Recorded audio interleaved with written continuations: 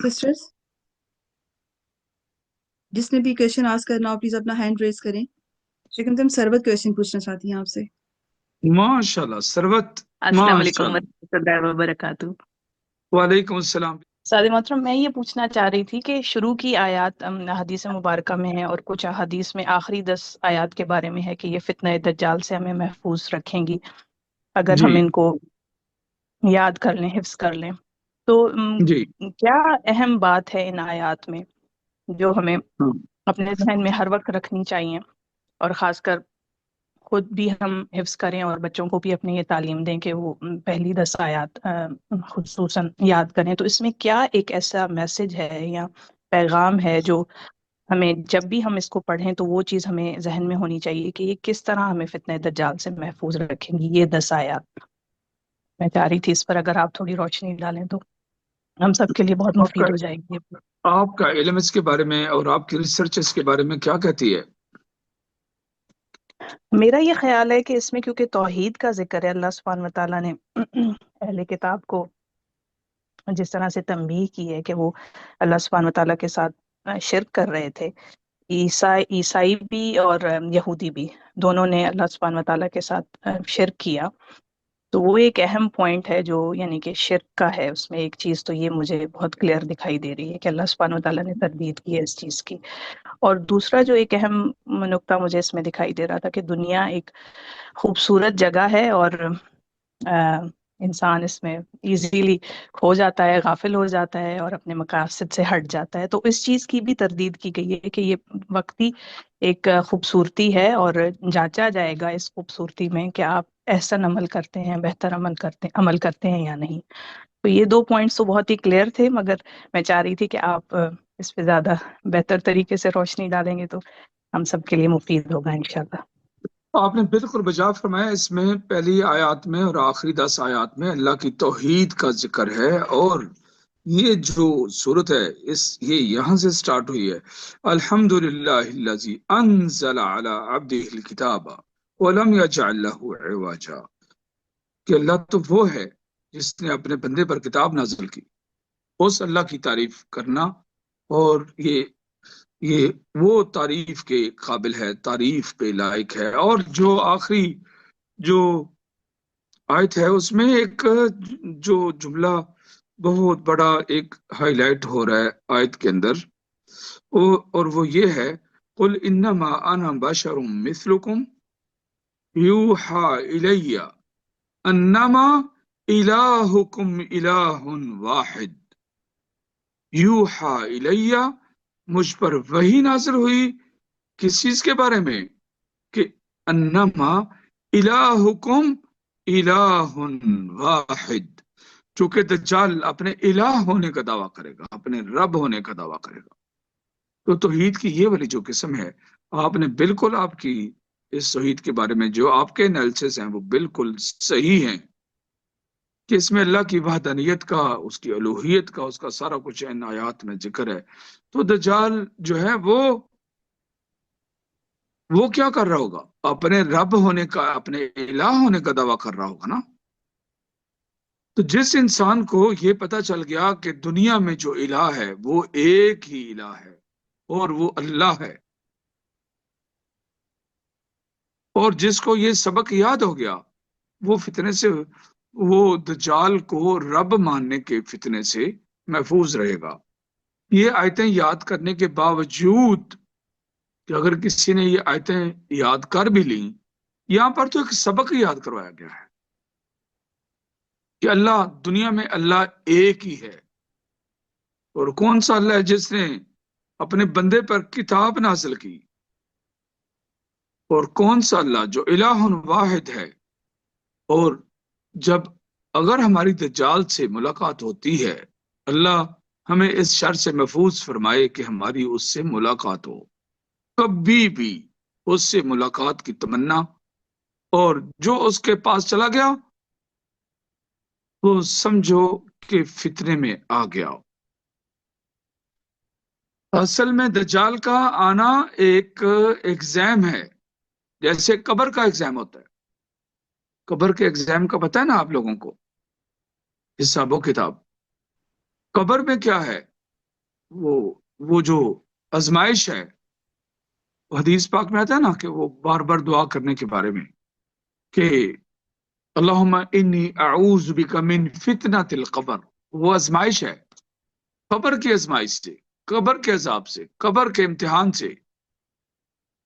تو یہ جو دجال کا ہے وہ قبر کا الٹرنیٹ ہے۔ کیسے سب کو ایک ایک کر کے قبر میں امتحان لینا، اور کہاں جب سب لوگ اکٹھے ہونے اور آگے پھر قیامت نے برپا ہونا ہے، تو وہاں پر ہی وہ قبر کا الٹرنیٹ وہیں پر ہی کر دیا گیا۔ وہاں پوچھا جائے گا من ربوں کا، تیرا رب کون ہے؟ وہاں بھی قبر میں بھی تو یہی پوچھا جائے گا، تیرا رب کون ہے؟ اور دجال نے بھی کہنا تمہارا رب کون ہے؟ وہ کہیں گے اللہ، اور کہے گا نہیں وہ تو میں ہوں۔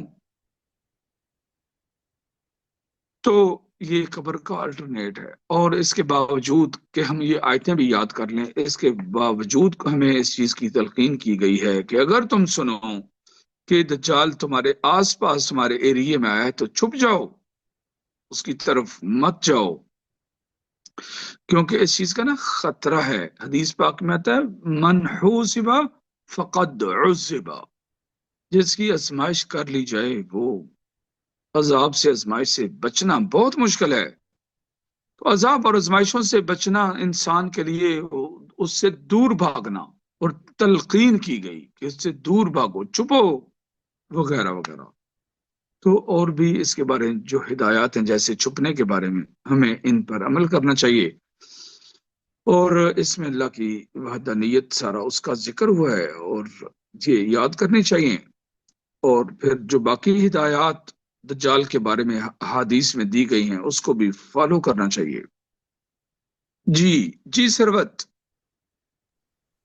الحمدللہ، جزاک اللہ خیر استاد محترم، بہت شکریہ، بہت اچھی ایکسپلینیشن ہے الحمدللہ۔ اور اب جب بھی میں ان آیات کا اعادہ کروں گی تو یہ پوائنٹس انشاءاللہ ضرور ذہن میں رکھوں گی، اور خاص کر یہ جی جو دعا ہے جو آخری آیت نمبر 10 میں ہے، ربنا آتنا من لدنک رحمۃ وہیئ لنا من امرنا رشدا، تو یہ بھی معاملات میں جیسے کوئی مشکل ہو یا پریشانی ہو تو اس وقت بھی یہ دعا مانگی جا سکتی ہے نا، کوئی بھی انسان کے لیے مانگی آزمائے جا ہو۔ سکتی نہیں ہے، بلکہ اسی پر ہی چلنا ہے، اور کوئی دوسرا راستہ ہی نہیں ہے، جی بہتر۔ کیونکہ اصحاب کہف کا جو یہ ذکر ہوا ہے اور سارا کچھ، اور یہ جو جب انسان کے، میں نے چند دن پہلے بھی اس کے بارے میں بتایا تھا کہ جب ایسی کیفیت آ جائے کہ پتہ ہی نہیں کہ ہمیں کون سا راستہ اختیار کرنا ہے، مبہم اور چیزیں مجہول ہو جائیں، مبہم ہو جائیں کہ ہم کیا کریں۔ کئی دفعہ استخارے کے ساتھ بھی چیزیں، استخارہ کرنے کے باوجود بھی چیزیں مبہم رہتی ہیں کہ ہمیں کون سے وے پر چلنا چاہیے۔ تو یہاں پر اللہ نے ان نوجوانوں کا، یعنی کہ جب کسی کے بارے میں یہ کہا جائے کہ فلاں جوان جو ہے نا، وہ جو فلاں جوان ہے میدان جنگ کا شاہ سوار ہے، کہا جاتا ہے نا کبھی، تو اس کے اپریشیٹ کرنے کا یہ انداز ہی نرالا ہوتا ہے۔ تو یہاں اللہ نے ان کو، وہ جو نوجوان تھے ان کو جوان کہا، نوجوان کہا۔ تو وہاں پر انہوں نے وہ غار سے جانے سے پہلے انہوں نے کہا کہ کیا کریں، تو ان کے لیے پھر راہ کا تعین ہوا، اللہ نے ان کے دل میں ڈالا کہ غار کی طرف پناہ لو۔ ربنا آتنا من لدنک رحمہ وہیئ لنا من امرنا رشدا، اللہ ایک تو ہم تیری رحمت کے محتاج ہیں،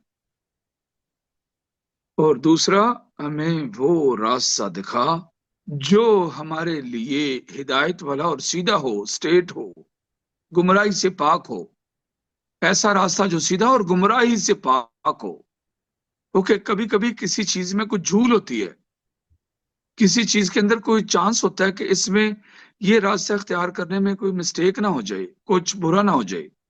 لیکن جب انسان یہ راستہ مانگتا ہے جو ان جوانوں نے مانگا، جو انہوں نے طلب کیا اللہ سے، تو پھر ان کو فتح ان کا مقدر بنتی ہے، اور پھر اللہ ان کا مددگار بن جاتا ہے، اور سٹیٹ وے دیتا ہے، اور اس میں ان کی کامیابی ہوتی ہے، اور ان کا شر سے بچنا ہوتا ہے۔ جو کچھ ان کے ساتھ ہوا، یعنی شر سے محفوظ رہے، جانیں بچیں، ایمان بچا، حوصلے بچے. اللہ رب العزت نے ان کو یہ سارا کچھ یہ دکھا کے سلا کے زندہ کر کے ان کے اوپر غالب ہونے کا ان کو یقین دلا کہ اب دیکھو کہ تم غالب ہو. الا ان حزب اللہ هم الغالبون واللہ غالب علی امری. یعنی کہ ہم کامیاب ہو جائیں اگر ہمیں سیدھا راستہ مل جائے یہ کافی نہیں ہے. یہاں پر تو کمال ہے، درجے ہی کمال کے ہیں. نمبر 1 سیدھا راستہ ملا، ان کو دل کا اطمینان ملا، ان کو اس صورت میں ان کی حفاظت کو یقینی بنایا گیا، اور ان کو پھر ان کی جو حفاظت یعنی حفاظت وہ جانوں کی حفاظت جو وہ ان کو قتل کرنا چاہتے تھے وہاں اللہ نے ان کی جانوں کو محفوظ رکھنا یقینی بنایا. اور اس کے بعد پھر انہوں نے راشدہ مانگا ہوا تھا کہ وہ رستہ جو خیر والا ہو جس میں کامیابی ہو. اور پھر اس کے بعد کتنی چیزیں ہیں اس کے اندر کہ جب ایک بچہ سوتا ہے ایک کروٹ میں سو کر کچھ ہو سکتا ہے بچے کو، اور خاص طور پر جب کوئی انسان کوئی دھوپ میں کوئی چھاؤں میں یہ وہ سارا کچھ وہ جو چیز ہے اس کے بدلے میں انسان کی باڈی پر کوئی ایفیکٹ آ سکتا ہے. تو اللہ نے اس کو بھی فرمایا کہ ہم نقلبہم ذات الیمین و ذات الشمال، ہم کبھی ان کو دائیں طرف ان کی کروٹوں کو پلٹتے کبھی بائیں طرف پلٹتے. وہ اللہ کی رحمت کی نگاہ خاص میں کتنا زیادہ تھے. حد درجہ نہیں ہے کیا، آخری حد نہیں ہے کیا. اور پھر اللہ نے ان کو زندہ کیا، اور زندہ کرنے کے بعد ان کو یہ یقین دلایا کہ تم میرے راستے میں نکلے تھے، اور دیکھو وہ دعوت وہ نام جو دن رات تم اللہ کے لیے پکارتے تھے اور اللہ کے دین کے لیے دعوت اور تبلیغ کرتے تھے، اور تم پر سختیاں آتی تھیں، اور وہی دین سکھایا ہوا انہوں نے اگلی جنریشن کو سکھایا، انہوں نے اگلی جنریشن کو، انہوں نے اگلی جنریشن کو، اور کرتے کرتے آج دیکھو میں تمہیں زندہ کر کے دکھا رہا ہوں. وہ دعوت جو تم نے دی تھی وہ پھیل گئی تھی اور اثر انداز ہوئی تھی، اور اس روشنی کو پھیلایا گیا. اور آج دیکھو تم جس دین کی دعوت دے رہے تھے اس دین کے ماننے والے آج غالب ہیں. میری بات سمجھ گئے ہو؟ تو اپنی زندگی میں یہ دعا کبھی نہیں چھوڑنی. ربنا آتنا من لدنک رحمہ وہیئ لنا من امرنا راشدا، کہ اللہ ہمارے معاملات میں من امرنا ہمارے معاملات میں آور میٹرز کو آپ سکسیسفل بنا دے، ان کو اچھا کر دے، ان کو ایسا راستہ دے جو غلبے والا بھی ہو، حفاظت والا بھی ہو، اور حوصلے والا بھی ہو. یہ سارا کچھ اللہ نے اس میں بتایا ہے. یہ اس دعا کے نتیجے میں ہے سب کچھ، یعنی کہ شروع میں یہ ان کی یہ دعا کو ذکر کیا گیا. اس کا مطلب یہ ہے کہ یہ دعا کے کچھ اثرات ہیں جو انہوں نے کی تھی، اور اس کے بعد ساری چیزیں ان کی کامیابی کی ساری چیزیں اللہ نے بیان کی، اور ان کے غلبے کے بارے میں، ان کو زندہ کرنے کے بارے میں، پھر ان کو وہ سارے منظر دکھانے کے بارے میں کہ دیکھو اس وقت تم لوگ اور جو تم نے شمع چلائی تھی اس مشکل حالات میں، ان اللہ لا یضیع اجر المحسنین، اللہ نیکی کرنے والے کو ان کے صلے سے کبھی محروم نہیں کرتا. آج اپنی آنکھوں سے دیکھ لو کہ تم اور جس دین کی دعوت دے رہے تھے وہ غالب ہے، اور باقی سب ادیان مغلوب ہو گئے ہیں. میری بات سمجھ گئے ہو؟ جی شیخ محترم، جزاک اللہ خیر. جی بہت اچھا سوال تھا سروت، ماشاءاللہ بہت اچھا سوال تھا. یہ دعا، یہ وظیفہ، اور طیبہ آپ نے بھی اور ہم سب نے، یہ ہمارے لیے ایک راہ پر پہنچنے کے ایک وہ سائن بورڈ ہیں جو جی ٹی روڈ پر، جو موٹر وے پر اور جو ہائی وے پر لگے ہوئے ہیں، یہ ہمارے لیے، یہ ہمیں یہ دعا، یہ کلام، یہ وظیفہ ہمارے لیے بہترین رہنمائی کا باعث ہے، اور یہ باعث بنے گا. ہمیں اس کو اپنی زندگی کا معمول بنانا چاہیے. انشاءاللہ. جی سمن سسٹر، آپ کچھ سوال پوچھنا چاہتی ہیں، کہنا چاہتی ہیں؟ شیخ محترم، سمن سسٹر جو ہیں ہماری کلاس کی کہہ سکتے ہیں کہ سب سے زیادہ محنتی اسٹوڈنٹ ہیں اور یہ بہت زیادہ انٹرسٹ لیتی ہیں کلاس میں، اور جو بھی باقی چیزیں ہوتی ہیں کلاس کے ساتھ لنکڈ ہوتی ہیں ان کے ساتھ ماشاءاللہ۔ ماشاء اللہ۔ کہاں سے ہیں سمن سسٹر، کہاں سے ہیں؟ السلام علیکم شیخ صاحب۔ شیخ صاحب میں فن لینڈ سے آپ کی بیٹی ماشاء اللہ۔ جی بالکل، اور میں یہ بالکل سورہ کہف جس طرح سے استاذہ غزالہ نے پڑھائی ہے، ماشاء اللہ، اور جتنی ان کی نالج ہے اور وہ جتنا سکون سے اور جتنے پیشنس کے ساتھ ہم لوگوں کو ڈیل کرتی ہیں، اٹس کمینڈیبل۔ اور وہ باقاعدہ ٹائم لیتی ہیں اس چیز کے لیے کہ وہ ہم سے پوچھتی ہیں کہ ہمیں سمجھ آ رہا ہے، وہ پاز لیتی ہیں اور پھر ہم سے کوسچن آنسرز کرتی ہیں یہ پوچھنے کے لیے کہ ہمیں سمجھ آیا کہ نہیں آیا۔ تو مجھے بہت خوشی ہے، میں بہت اپنے آپ کو خوش نصیب سمجھتی ہوں کہ میں ان کی کلاس میں ہوں، اور سسٹر طیبہ جس طرح سے انکریج کرتی ہیں سب کو کہ جلدی جلدی آ جاؤ کلاس میں، ٹائم ہو گیا، she is always on top of ایوری تھنگ۔ تو میں بہت بہت زیادہ خوش ہوں، اور سب سے زیادہ میں آپ کے لیے دعا کرتی ہوں شیخ صاحب، کیونکہ آپ ہی ذریعہ ہیں ان سب چیزوں کا، آپ وہ چشمہ ہے جہاں سے یہ سب چیزیں شروع ہوئی ہیں۔ تو میں بہت خوش ماشاء نصیب اللہ۔ سمجھتی ہوں اپنے آپ کو کہ میں آپ سب لوگوں سے کنیکٹ ہوئی ہوں، اور آپ کی وجہ سے ان سب بہنوں سے کنیکٹ ہوئی ہوں، اور مجھے سیکھنے کا موقع مل رہا ہے۔ اور مجھے واقعی میں بہت ساری چیزیں ہیں جن سے میری کہتے ہیں نا آنکھیں انسان کی کھلتی ہیں، اور مجھے اگر کوئی چیز نہیں بھی سمجھ میں آ رہی ہوتی عام زندگی کے معاملے میں بھی، تو میں سسٹر طیبہ کو میں میسج کرتی ہوں اور وہ ہمیشہ بہت اچھے سے میرا جواب دیتی ہیں اور مجھے اچھے طریقے سے سمجھا دیتی ہیں اس چیز کے بارے میں۔ اور آج آپ کلاس میں آئے ہیں، میں نے آپ کو میسج کر کے بتایا تھا کہ مجھے کتنی خوشی ہو رہی ہے یہ سوچ کے کہ آپ کلاس میں ہیں اور آپ ہمارے ساتھ اپنی نالج شیئر کریں گے۔ آپ وہ کے ساتھ ہمیشہ گزارا ہوا حل پل بہت اچھا ہوتا ہے۔ آپ کی ایگزامپل بہت پیاری تھی کہ جیسے ہمارے والد ہمارے ساتھ اسکول میں رزلٹ کے لیے ساتھ جاتے ہوتے تھے، جی آج مجھے بالکل، یہ جی فیلنگ آ رہی ہے، بالکل، مجھے وہ جملہ بہت اچھا لگا۔ جی ماشاء بالکل، اللہ۔ مجھے بالکل ایسے ہی خوشی ہو رہی تھی جب طیبہ نے ڈالا اس میں میسج میں کہ آج آپ کلاس میں آئیں گے، کوسچن آنسرز کریں گے، تو مجھے بالکل ایسی ہی خوشی ہو رہی تھی جیسے ہم بابا کی انگلی پکڑ کے اسکول جاتے تھے، ہم ریزلٹ لینے جا رہے ہوتے تھے، تو کہتے ہیں ایک بندے کا سینہ خوشی سے پھولا ہوا ہوتا ہے کہ ہم اپنے ابو کے ساتھ جا رہے ہیں۔ تو مجھے ایسی ہاں، خوشی ہو ماشاء رہی تھی اللہ، آپ کی کلاس میں ماشاء اللہ، آنے سے۔ ماشاء اللہ، ماشاء اللہ، ماشاء اللہ، ماشاء اللہ، ماشاء اللہ۔ اللہ تعالیٰ آپ کے والد پر اپنا فضل فرمائے اور اپنی آمین، رحمت فرمائے۔ آمین ثم آمین۔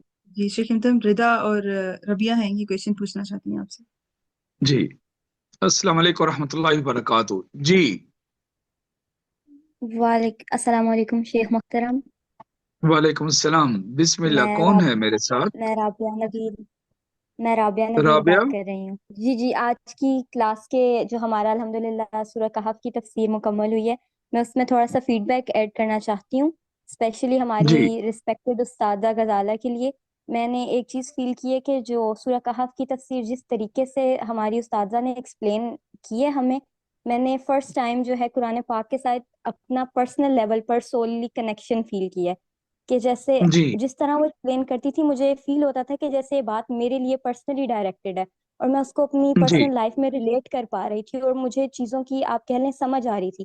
جس طرح اس صورت کے اندر جی، ہی اللہ تعالیٰ فرماتے ہیں کہ قرآن پاک ہمارے لیے کلیئر گائیڈنس ہے، اور میں نے اس چیز کو جی، خود فیل کیا ہے اپنی پرسنل لائف میں۔ ڈفرینٹ کنفیوژنس تھی، ٹرائلس تھے، اور جی، میں نے الحمدللہ اتنا کلیئرلی اس کو ریلیٹ کر پائی ہوں، اور میں نے چیزوں کی آپ کہہ لیں کہ سینس بنائی ہے کہ الحمدللہ ماشاء اللہ تعالیٰ استاذہ کو بھی لمبی اور صحت اور سلامتی والی زندگی دے۔ میں نے باقاعدہ فیل کیا کہ قرآن پاک کا کنیکشن میرے ساتھ، جیسے اللہ تعالیٰ پرسنلی میرے لیے یہ بات کر رہے ہیں مجھے گائیڈ کرنے کے لیے۔ جی، ماشاء اللہ تبارک۔ الحمدللہ۔ اصل میں پروگرام یہ تھا کہ آپ لوگوں کو قرآن سے جوڑنا ہے، اور اس کے لیے جو دلچسپ چیز تھی وہ سورۃ یوسف تھی، اور اس کے بعد یہاں سورۃ کہف جو تھی یہ تھی، اور یہ حیران کن اس میں واقعات تھے اور دلچسپ معلومات تھیں۔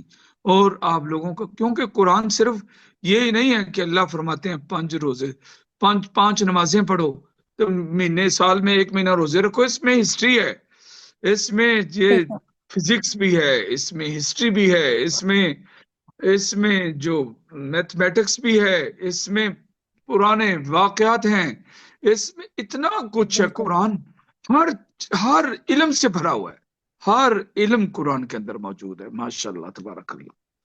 دنیا کہاں الحمدللہ۔ جانتی تھی 1400 سال پہلے؟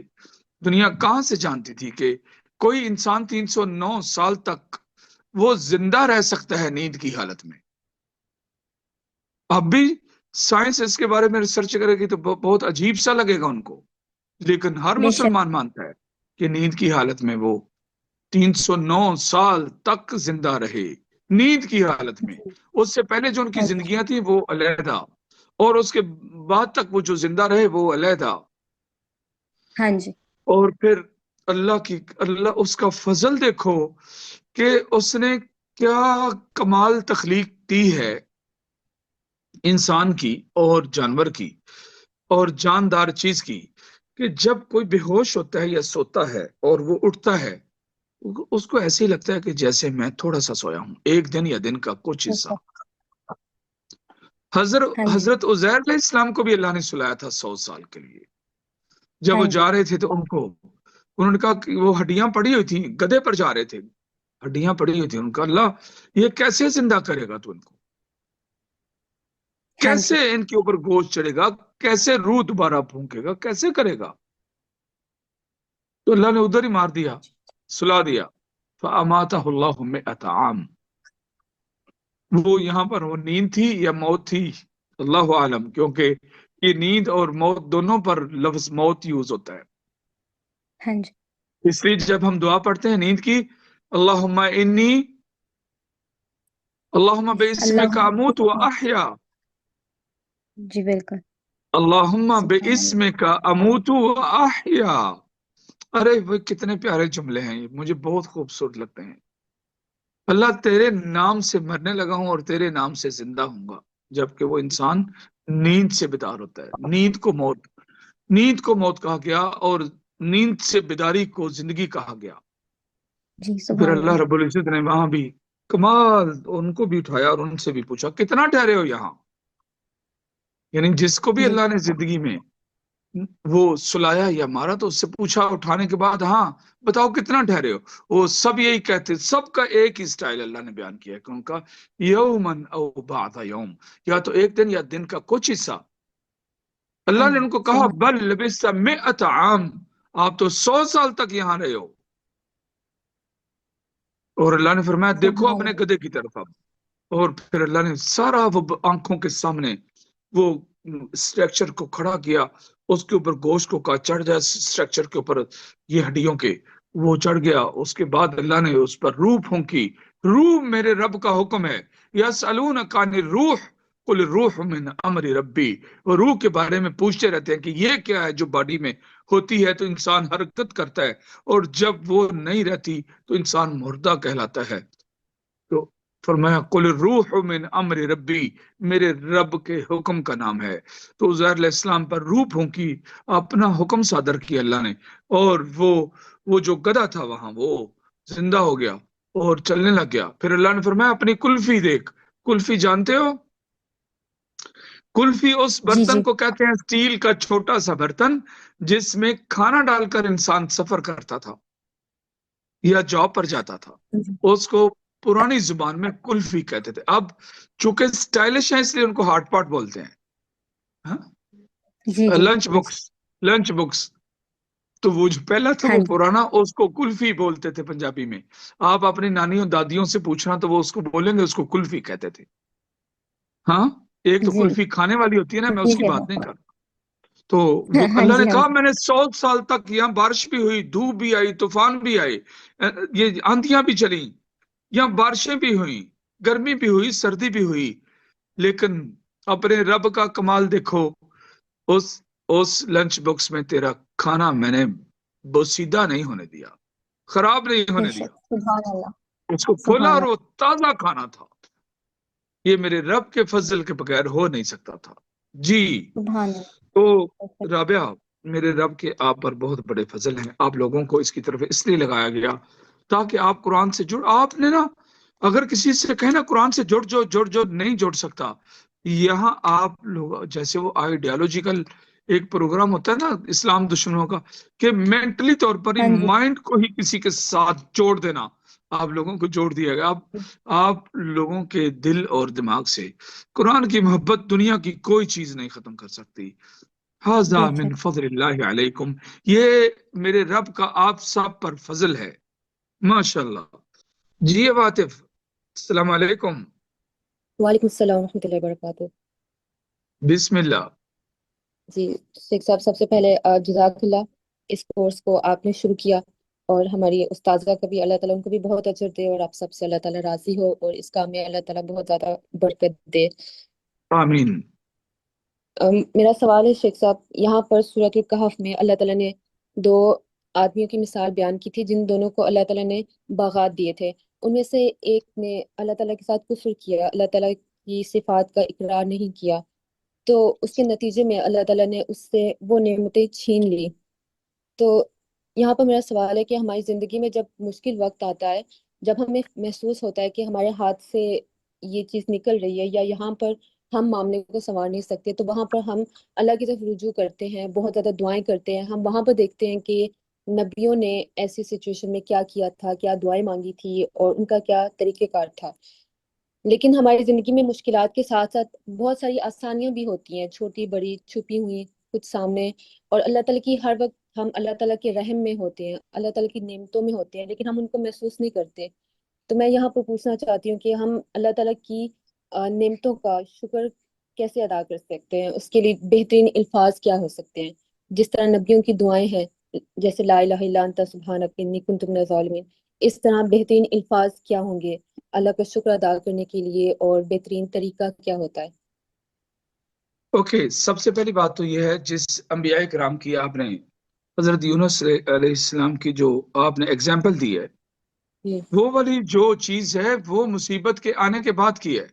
جی دو چیزیں ہوتی ہیں، ایک تو مصیبت سے بچنے کے لیے اور انسان اس سے کیسے محفوظ رہ سکتا ہے، اور دوسرا ہے مصیبت آنے کے بعد کیسے. جی تو جو آپ نے مثال دی ہے وہ مصیبت کے آنے کے بعد ہے. ٹھیک ہے. اور انسان کو چاہیے کہ اپنے رب کی اطاعت کو لازم اور یقینی بنائے، اس کی عبادت کو، اس کی تسبیحات کو، اور اس کے لیے جو اللہ نے مال دیا ہوا ہے اس سے خرچ کرے، صدقہ خیرات کرے. وہ بلاؤں کو، مصیبتوں کو ٹالتا ہے، اور ہر وقت جتنا شکر ادا کرے. وہ ہر نماز کے بعد یہ دعا پڑھے، رب اعنی علی ذکرک و شکرک و حسن عبادتک. اللہ کا ذکر، اللہ کا شکر، اور اللہ کی بہترین عبادت کرنا، یہ تین چیزیں ہیں جو رسول کریم صلی اللہ علیہ وسلم ہر نماز کے بعد یہ دعا مانگتے تھے. اوکے، صدقہ بلاؤں کو ٹالتا ہے. جو مثال آپ نے دی ہے حضرت یونس علیہ السلام کی، یہ مصیبت میں انوالو ہونے کے بعد کی ہے، جو پڑھائی وہ جو پڑھتے تھے.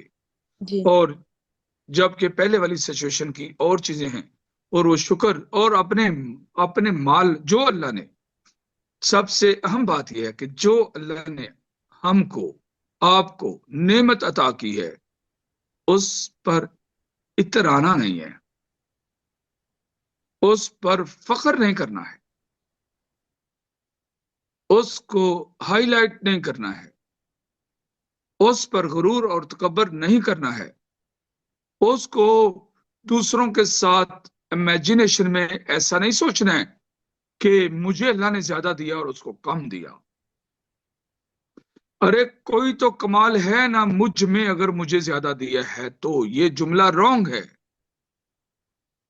میری بات سمجھ گئے ہو؟ جی یہاں پر فزیکلی طور پر یہ چیزوں کو ہائی لائٹ کیا گیا ہے. بالکل. وہ اترا رہا تھا، غرور کر رہا تھا، تکبر کر رہا تھا، اور کیا کہہ رہا تھا، وہ یحاورہ، اس کے ساتھ تکرار میں، اور اس کے ساتھ وہ اس کو ہائی لائٹ کر رہا تھا. اور سارا وہ کیا کہہ رہا تھا، وہ اس کو باور کرا رہا تھا، انا اکثر منک مالا واعز نفرا. میرے گھر کے افراد بھی تم سے زیادہ ہیں، مال بھی میرے پاس تم سے زیادہ ہے. یہ ایک دوسرے کے ساتھ یہ جو چیزیں ہیں، یہ کبھی اس کا انسان کو وہ نہیں کرنا چاہیے. اس کو دوسروں کے ساتھ اس کو امیجنیشن میں بھی نہیں کرنا چاہیے. میری بات سمجھ گئے ہو؟ سب سے پہلی تو اس کی یہ غلطی تھی. آپ نے پوچھا کہ کیسے بچ سکتے ہیں، تو یہ ریڈ لائن ہے. یہ اس صورت میں یہ چیزیں ریڈ لائن کے طور پر بیان کی گئی ہیں اس واقعہ میں. ایک کو مال زیادہ دیا اور دوسرے کو وہ یہ سمجھتا پھرے کہ یہ میرا اللہ مجھ سے زیادہ راضی ہے، اس لیے اس نے مجھے تم سے زیادہ دیا ہے، اور اس نے تو اللہ کی طرف منسوب بھی نہیں کیا تھا۔ ہم لوگ اب یہاں پر اس نے اس سے نیچے، ایک تو انسان کہتا ہے نا اللہ نے مجھے تجھ سے زیادہ دیا ہے، وہ اس سے بھی ڈاؤن والے درجے پر بات کی تھی۔ اس نے کہا تھا کہ میں مارتی ہے انسان کو، میں تم سے مال میں زیادہ ہوں اور میرے گھر کے افراد کی تعداد تم سے زیادہ ہے۔ اللہ نے اس کی یہ والی جو چیزیں ہیں ان کو، جیسے وہ سابق کہف کی وہ جو دعا تھی اس کو اپریشیٹ کیا تھا نا، جی وَهَيِّئْ لَنَا مِنْ أَمْرِنَا رَشَدًا، اس کو اپریشیٹ کیا تھا۔ یہاں اللہ نے اس کی مذمت کی ہے، اس کے یہ والا کام جو کر رہا تھا اس کی یہاں مذمت کی ہے۔ جب کسی کو سمجھانا ہوتا ہے، کسی کو پیار سے، کسی کو غصے سے، کسی کو کسی طریقے کے ساتھ، کسی کو کوئی مثال دے کر، تو اللہ تعالیٰ ہمیں سمجھانا چاہ رہے ہیں کہ اللہ نے پھر فرمایا وَدَخَلَ جَنَّتَهُ وَهُوَ ظَالِمٌ لِنَفْسِهِ، اپنے باغوں میں داخل ہوا جبکہ جو ظالم ہونے کا وہ لے کر چل رہا تھا، وہ ظلم کے ساتھ چل رہا تھا، کسی کا دل دکھانا، میرے پاس زیادہ مال ہے، میرے گھر کے افراد تم سے زیادہ ہیں، میرے پاس گاڑی اچھی ہے، میرا گھر زیادہ اچھا ہے، یہ کہنے والا انسان دوسروں کو نیچ دکھانا، خود اپنے آپ کو بڑا دکھانا، یہ ظلم کے زمرے میں آتا ہے۔ اللہ رب العزت نے اس کو پھر ظالم قرار دیا، اس کی وہ بات کی جب اس نے اترایا اور تکبر کیا اپنے مال کے زیادہ ہونے پر، تو اس نے تکبر کیا، اور یہاں پر وہ جب باغ میں داخل ہوا تو سارا ظلم اٹھا کے چل رہا تھا، اور اس کے بعد اس نے ابھی تک معافی تلافی نہیں کی تھی، ظالم ہونے کی حالت میں ہی وہ باغ میں داخل ہوا، اور پھر وہ اگلی غلطی یہ کر رہا تھا، یہ میں تو سمجھتا نہیں ہوں کہ یہ کبھی ختم ہوگا۔ اپنے باغ کے بارے میں وہ اتنے مضبوط درخت، اتنے مضبوط پھل، اتنے سارا کچھ، اب ایک فتنے میں جا کر انسان اگر ایک فتنے کا زون کراس کرتا ہے تو دوسرے فتنے میں جاتا ہے۔ ایک فتنہ مال پر اس نے اترایا، غرور، تکبر کیا، ظلم کیا، دل دکھایا، اور پھر وہ یہ کہنے لگ گیا کہ یہ کبھی ختم نہیں ہونے والا، یہ سدا رہے گا باغ۔ اور اس نے یہاں پر ایک ریڈ لائن ہے اللہ رب العزت کی، کہ کوئی انسان اپنی طرف کوئی بات کو منسوب کرے اور اس کے ساتھ انشاءاللہ نہ کہے، وہ بھی ایک ریڈ لائن کو کراس کرتا ہے، یہ بھی اس نے نہیں کہا۔ اور یہاں پر وہی رک سکتی تھی تو اور کیا نہیں رک سکتا تھا، پتہ نا انشاءاللہ نہ کہنے سے وہی رک گئی تھی رسول اللہ صلی اللہ علیہ وسلم کی۔ آپ نے فرمایا کل بتاؤں گا، اور وہ پوچھتے رہے اور وہی نازل نہ ہوئی۔ اللہ نے فرمایا جب کوئی کام کرنا ہوتا ہے تو اس کے لیے وَلَا تَقُولَنَّ لِشَيْءٍ إِنِّي فَاعِلٌ ذَلِكَ غَدًا إِلَّا أَن يَشَاءَ اللَّهُ، یہ بھی اس نے ریڈ لائن کراس کی تھی، اور یہ ریڈ لائن میں بھی کہ حضرت سلیمان علیہ السلام سے بھی کراس ہوئی تھی، انشاءاللہ نہ کہہ سکنے کی ازمائش، ان کی بھی وہ بھی ازمائش میں آ گئے تھے اس معاملے میں۔ اللہ نے اپنے انبیاء کی بھی ازمائش کی ہے۔ وَإِذِ ابْتَلَىٰ إِبْرَاهِيمَ رَبُّهُ، ابراہیم علیہ السلام کی بھی ہم نے ازمائش کی تھی، سلیمان علیہ السلام کی ازمائش کی تھی۔ وَلَقَدْ فَتَنَّا سُلَيْمَانَ، ہم نے سلیمان علیہ السلام کی ازمائش کی، اور اس کے بارے میں کیا ازمائش تھی؟ وہ اتنی ساری زمین کا حکمران تاریخ میں نہ آیا تھا اس سے پہلے نہ اس کے بعد آنا ہے۔ وَأَلْقَيْنَا عَلَىٰ كُرْسِيِّهِ جَسَدًا، مس کیرج کروا کے وہ گوشت کا ٹکڑا، وہ پوری دنیا کی کو ہینڈل کرنے کی، مینج کرنے کی جو کرسی کا منصب تھا، وہاں ٹکڑا گوشت کا مس کیرج کی شکل میں وہ رکھ دیا۔ ایک ہی عورت ہم کنسیو کیا تھا اور باقی کسی نے کنسیو نہیں کیا تھا۔ وہاں سے ان سے بھی انشاءاللہ کی ریڈ لائن کراس ہوئی تھی تھوڑی، اور اس کی وجہ سے آزمائش میں آ گئی۔ یہاں پر اس کے بھائی نے پھر اس کو یاد دلایا کہ اللہ کے ساتھ ناشکری نہیں کرتے، اتنا نہیں اتراتے اپنے۔ اللہ نے فرمایا المال والبنون زینت الحیات الدنیا، یہ تو دنیا کی زینت ہے محض، اور کچھ نہیں ہے. اور تمہارے مال اور تمہاری اولادیں تمہارے لیے فتنہ ہیں. اس کا مال ہی اس کے لیے فتنہ بن گیا, اس کا باغ ہی اس کے لیے فتنہ بن گیا, اس کی اولاد ہی اس کے لیے فتنہ بن گئی, جب اس نے کہا مال میں بھی زیادہ ہوں اور افراد کی کوانٹٹی کے لحاظ سے بھی زیادہ ہوں, تو فتنے میں تو آنا ہی تھا. تو یہاں پر عواطف اللہ رب العزت کی کبھی کوئی ریڈ لائن کراس نہیں کرنی چاہیے. جو جس نے کراس کی وہ اس سے عبرت لینی چاہیے. یہاں پر اس کے بھائی نے پھر کہا, اس کے بھائی نے کہا کہ تمہیں تو یہ چاہیے تھا. اپنے ہی باغ میں داخل ہوا اور کہا وَلَوْلَا إِذْ دَخَلْتَ جَنَّتَكَ قُلْتَ مَا شَاءَ اللَّهُ مَا شَاءَ اللَّهُ. ماشاء اللہ کہتے لا قوت الا باللہ, ماشاء اللہ لا قوت الا باللہ, یہ پڑھنی چاہیے.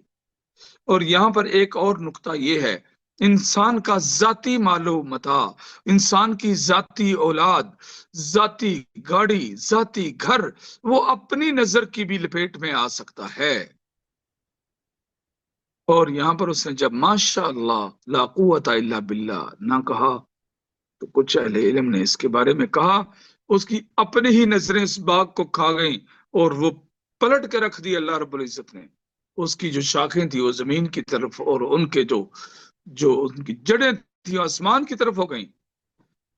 تو وقتاً فوقتاً انسان کو سوچنا چاہیے کہ کچھ نہ کچھ چیزیں ہوتی ہیں جو اللہ رب العزت کی ریڈ لائن ہوتی ہیں, ان کو کراس نہیں کرنا چاہیے.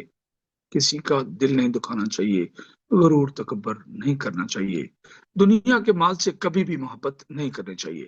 جو ضروریات زندگی کی ہمارے پاس چیزیں ہیں ہم خریدتے ہیں, اپنی ضرورتوں کے لیے خریدتے ہیں, وہ ایک اور چیز ہے, لیکن ان کے ساتھ حد سے زیادہ پیار اور محبت اور لگاؤ اور سب کچھ وہ قطعاً نہیں ہونا چاہیے. وہ انسان مہنگے سے مہنگا گھر, مہنگے سے مہنگی گاڑی, مہنگے سے مہنگا زیور اور کتنا کچھ ہو, اس سے دل نہ لگائے, دل اپنے رب کے ساتھ ہی لگایا ہوا, اس کو فارمیلٹی کے طور پر انسان رکھے اور اس کو دل میں اتنی جگہ نہ دے. اور اپنی اولاد پر اور اپنے مال پر کبھی اترانا نہیں چاہیے, کبھی اس پر تکبر, کبھی اس کو اپنی نجات کا باعث نہیں سمجھنا. یہ فتنے ہیں, یہ آزمائشیں ہیں, اور ہم سب کی اولادیں فتنے ہیں, ہمارے لیے آزمائش ہو سکتی ہیں. اس لیے ہم ان اولادوں کے کبھی کسی مسئلے میں جکڑے ہوتے ہیں, کبھی کسی میں کبھی کسی میں. یہ آپ اکیلے نہیں ہوں. آپ میں سے کوئی کہے کہ نہیں نہیں نہیں نہیں میں اس فتنے میں نہیں ہوں, مجھے نہیں یقین اس بات پر. یہ گھر میں ایک ڈھول پڑا ہوا ہے جو بجانا پڑے گا, اور یہ سارا کچھ برداشت کرنا پڑے گا, اور یہ سارا کچھ تعلیم و تربیت کے معاملات پر کھپنا پڑے گا. میری بات سمجھ گئے ہو؟ جی ماشاء اللہ تبارک اللہ. ہاں عواطف سمجھ آ گئی؟ جی بالکل. جن کی ابھی شادیاں نہیں ہوئی وہ نہیں جانتے ہیں کہ اولاد میں آزمائشیں ہوتی ہیں, فتنے ہوتے ہیں اور مشکلات ہوتی ہیں, وہ نہیں جانتے. وہ اللہ اولاد بھی اسی لیے دیتا ہے تاکہ وہ جان سکیں, اور یہ جان سکیں, آپ کو یہ باور کرا سکے اللہ کی ذات کے, تمہیں پتہ چلے کہ تمہارے والدین نے تمہیں پالا کیسے تھا, اور اب آپ لوگوں کو پتہ چلے کہ کیسے آپ بہیو کرتے ہو, اور تمہارے والدین نے کیسے تمہیں, یہ سب کچھ میرے والدین نے برداشت کیا ہوگا. یہ سب باتیں آپ کو یہ چیز باور کرا سکے اللہ کی ذات. جی عواطف سمجھ لگ گئی؟ بالکل سمجھ لگ گئی. آپ جزاک میرے اللہ. سوال سے مطمئن ہو؟ بالکل. سلامت رہیں, اللہ آپ کے نصیب اچھے کر دے.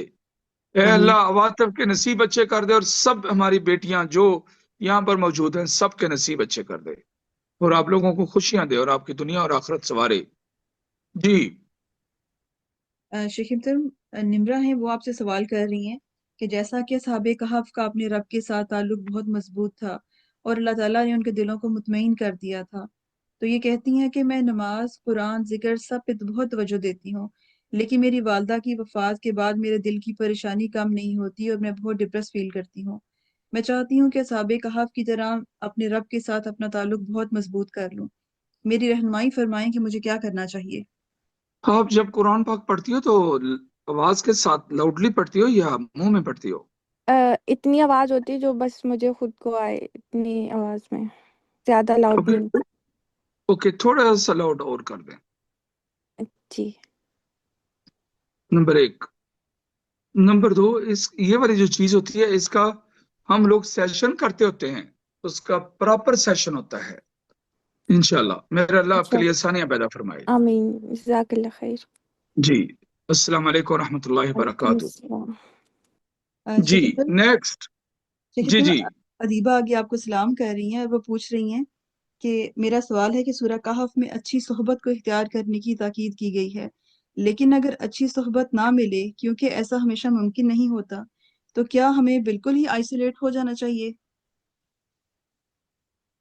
نہیں، ہر وقت اچھے اور برے لوگ دونوں موجود ہوتے ہیں دنیا میں، لیکن زیادہ طور پر ہم کسی سے ریلیشن شپ قائم کرتے ہیں، اس میں سابقہ زندگی کے ٹوٹل جو سابقہ زندگی کے ایکسپیرینس تھے اس میں ساتھ اصلاح پیدا کرتے جائیں، ہر صورت میں اصلاح پیدا کرتے جائیں.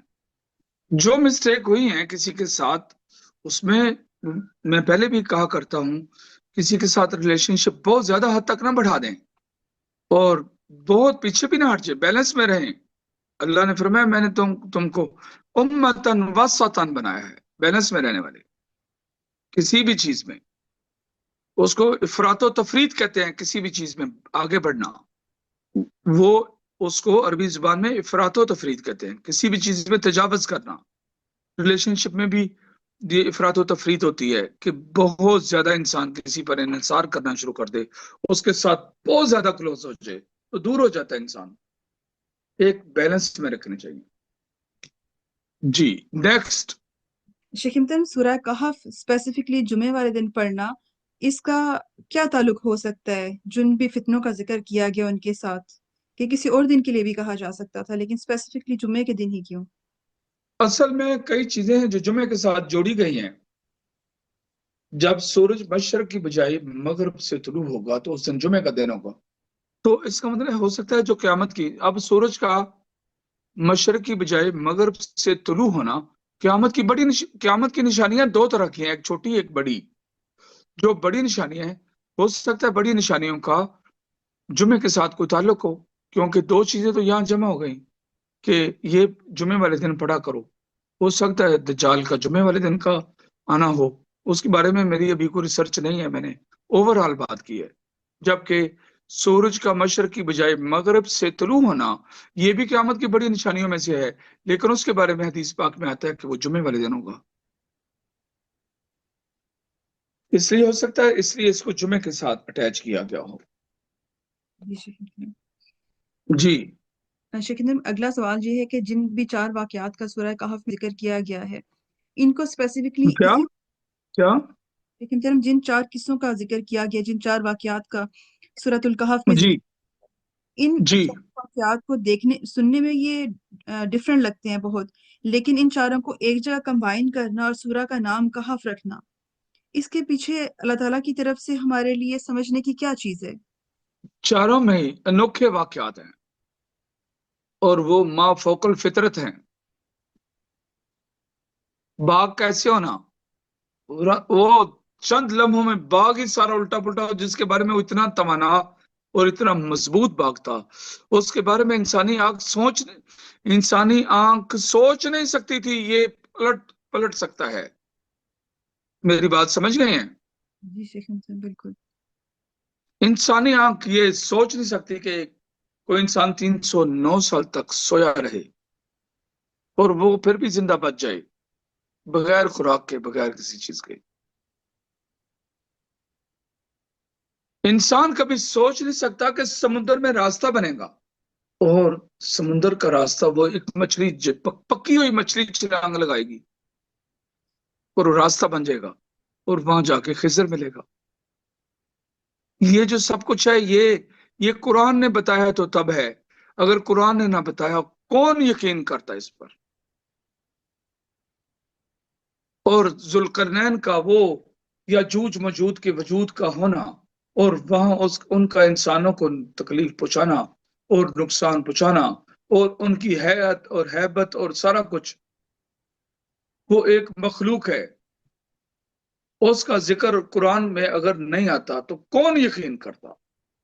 حدیث میں نہ ہوتا تو کون یقین کرتا؟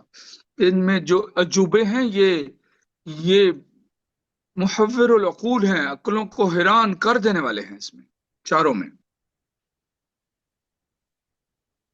لیکن ان میں جو نمایاں ہے اس میں جہاں سے بات سٹارٹ کی ہے وہ سابق کاف کا واقعہ چاروں واقعات میں سب سے پہلے آیا، اور شاید کہ اس لیے اس کو سورۃ کاف کا نام دیا گیا.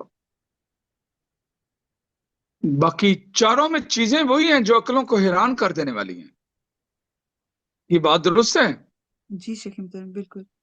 یعنی اگر یہ ہمارے قرآن میں نہ ہوتی تو کون یقین کرتا ان چیزوں پر؟ ناممکن تھا. کیسی تاریخ ہے، کیسی ہسٹری ہے، کیسے یہ خوبصورت واقعات ہیں. دھنک رہ جائے انسان یہ سن کر، یہ دیکھ کر، یہ سب کچھ. ماشاءاللہ تبارک اللہ. ٹھیک ہو گیا؟ جی شیخ محترم. چاروں واقعات میں سب سے پہلا جو واقعہ ہے وہ سورۃ کاف کا بیان کیا گیا ہے. یہ بات درست ہے؟ جی شیخ محترم بالکل. جو سب سے پہلا ہوتا ہے وہ مقام زیادہ رکھتا ہے. بچوں میں جو سب سے بڑا ہوتا ہے وہ مقام زیادہ رہتا ہے، پیار اس نے زیادہ پایا ہوتا ہے. جو سب سے بڑا بیٹا ہے لوگ اس کے نام سے اپنے گھر پر تختی لگاتے ہیں کہ نہیں؟ جی شیخ محترم. ایسا ہی ہے. جی جی بالکل. تو چار واقعات ہیں. سب سے پہلا سورۃ کاف ہے. کاف کا واقعہ ہے اصحاب کاف کا، اور اس کے نام کی تختی لگ گئی ہے. اور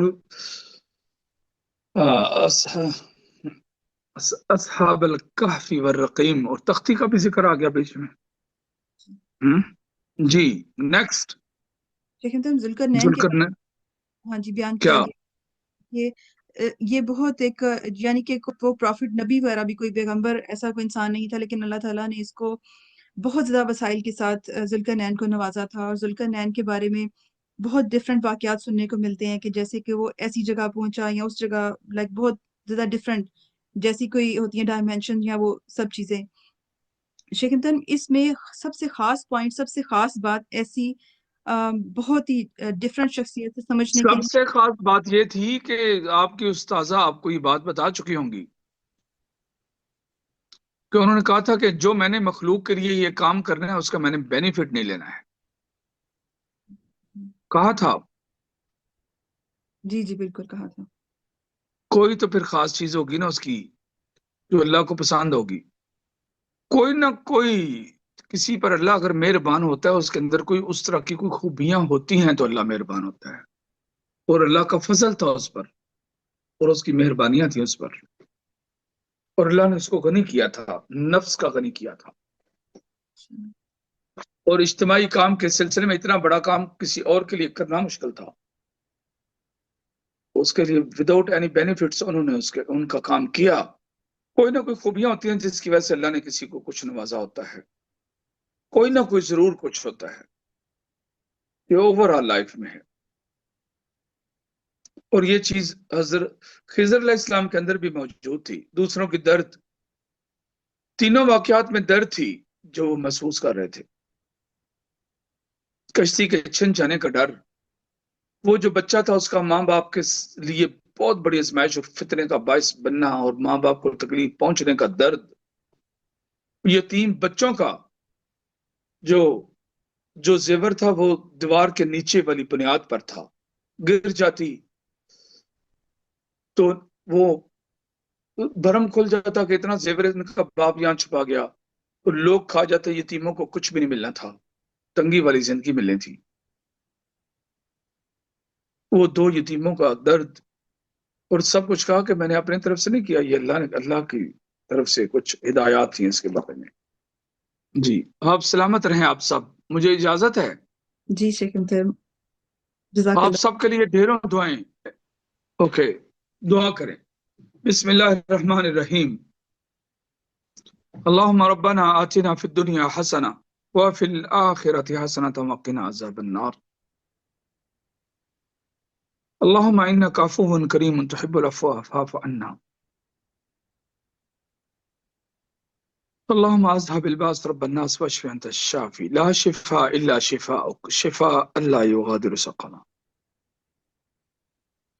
یا اللہ یہ ہماری طالبات اور استاذہ اور کوآرڈینیٹر اور یہ سب اللہ تیرے دین کے ساتھ تیری کتاب کے ساتھ جڑے ہوئے ہیں، اللہ تجھ سے محبت کرتے ہیں، تیرے قرآن کے ساتھ محبت کرتے ہیں، کوئی بچوں والی، کوئی اسٹوڈنٹ، کوئی جاب والی، کوئی کس طرح اللہ ہم نے ان کو تیری کتاب سے جوڑا اور یہ جڑ گئے ہیں اور یہ جڑی ہوئی ہیں۔